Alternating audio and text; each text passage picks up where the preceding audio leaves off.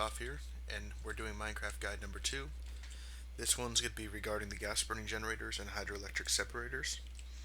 So the first thing you're going to do is get these materials.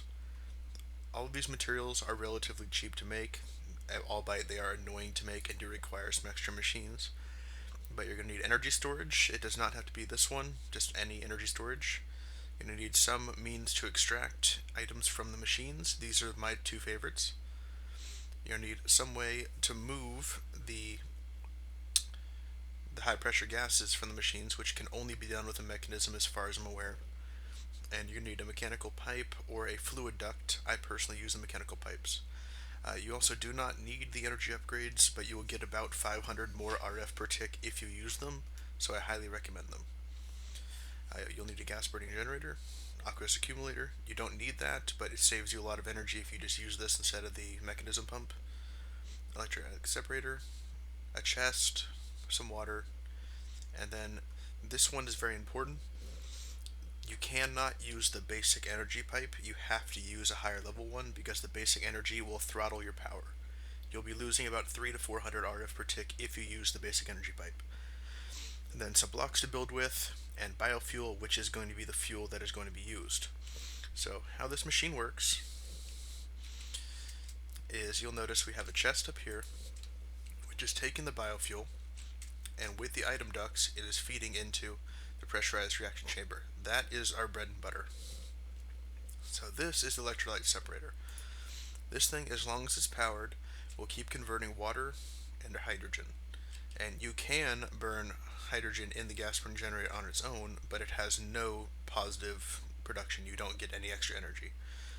So I highly recommend the energy upgrades because that makes this much more efficient. So the aqueous accumulator pumps the water into both the electrolytic separator and the pressurized reaction chamber.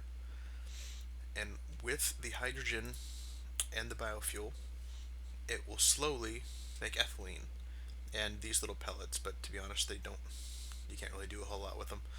I think they just make plastic blocks. And once that's pumped, they will then go through the pressurized tube and go into the gas burning generator. Now, the cool thing about this is all it needs to run is biofuel, which you can run with pretty much any vegetable or fruit, just apples, melons, all that stuff. If you have, my favorite personal one, if you have a large stockpile of rotten flesh, well, congratulations, you can burn it at 180,000 RF per tick. Or not per tick, sorry, per fuel. So, if you wanted to automate it, however, your best choices are probably going to be carrots, sugarcane, or pumpkins. They're very easy to automate. Oh, I guess you use potatoes too. They're very easy to automate, and there's many other machines that do it, and most of those just require basic power, which can be produced by this.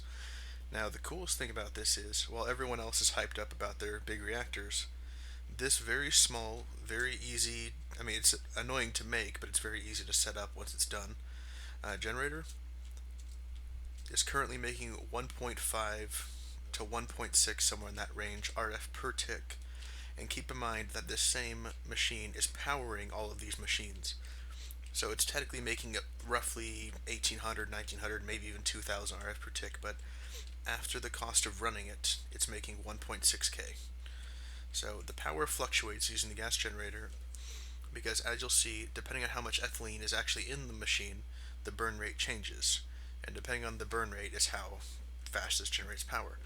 Meaning, if you wanted to, you could attach more the separators and more of the reaction chambers, because this thing will burn, I believe it can burn up to 3 inputs of ethylene per tick, so if you try to put any more than that, it's going to start overflowing. But the key things you need to remember with these machines are the upgrades, and this one is a pain in the ass. Everything it wants to do is annoying. So it has the energy, fluid, and gas inputs. So you'll notice I have this one for output, and that's what this block is. It's outputting the gas into this and into the gas burning generator. And another item you're going to need is the configurator, It's kind of like the wrench, but if you shift click on these, it lets you change the input, or shift right click on those. So I have this on push, correction, on pull, and that should cause the gas to go into this generator. So so you have 2760, and now we're back at 28. So with this setup, it should reproduce the gas, and then it should level out at whatever speed you can make it. So that's my Minecraft guide for the gas burning generator. I'll have new guides coming out soon. Thank you for watching, and have a good day.